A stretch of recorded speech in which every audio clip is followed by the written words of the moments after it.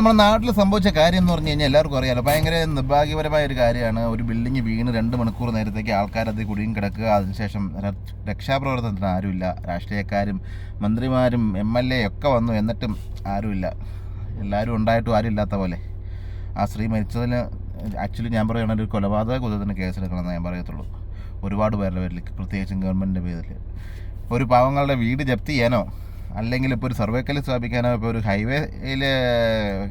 Highway ഉണ്ടാക്കാൻ വേണ്ടിയിട്ട് കൊണ്ടുപോയി കല്ല് സ്ഥാപിക്കാനോ മഞ്ഞക്കല്ല് സ്ഥാപിക്കാനോ അത് പിഴുതെറുതാനോ പിടിച്ച് ജയിലിലിടാനോ അങ്ങനെയുള്ള കാര്യങ്ങൾക്ക് നിയമങ്ങൾക്ക് ഒരു തടസ്സവും ഇല്ല. അത് വളരെ പെട്ടെന്ന് സൂക്ഷ്മമായിട്ട് വളരെ ദ്രുതഗതിയിൽ നടക്കും. പക്ഷേ ഇങ്ങനെയുള്ള പഴകിയ കെട്ടിടങ്ങൾ പൊളിച്ച് കളയാനുള്ള നിയമങ്ങളുണ്ടോ എന്നെനിക്കറിയാൻ പാടില്ല. ഉണ്ടെങ്കിൽ എന്തുകൊണ്ടൊന്നും നടപ്പാക്കുന്നില്ല? കാറ്റ് വന്ന വീഴുന്ന ബിൽഡിങ്ങൊക്കെ വെച്ചുകൊണ്ടിരുന്നു കഴിഞ്ഞാൽ ഇതെല്ലാം ഇതിൻ്റെ അപ്പുറം സംഭവിക്കും. വർഷങ്ങളെ ഞാൻ ന്യൂസിൽ കേട്ട കാര്യമാണ്. അതങ്ങ് കേട്ട് വെച്ച് നോക്കുകയാണെങ്കിൽ ഒരുപാട് പഴയ ബിൽഡിങ്ങാണ്. ഒരുപക്ഷെ ഇത് പൊളിച്ച് കളയാനുള്ള നിയമങ്ങളൊക്കെ ഉണ്ടായിട്ടുണ്ടായിരിക്കാം.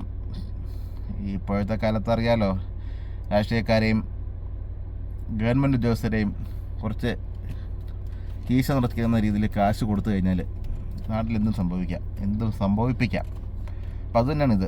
അപ്പോൾ ഈ കാര്യത്തിലും ഇപ്പോൾ ഒരുപാട് പത്രപ്രവർത്തകരെല്ലാം കയറി ഇടപെട്ടിട്ടുണ്ട്. എല്ലാ കാര്യങ്ങളും മന്ത്രി ഇടപെട്ടിട്ടുണ്ട്, MLA ഇടപെട്ടിട്ടുണ്ട്. ഒന്നും പറഞ്ഞിട്ട് കാര്യമില്ല.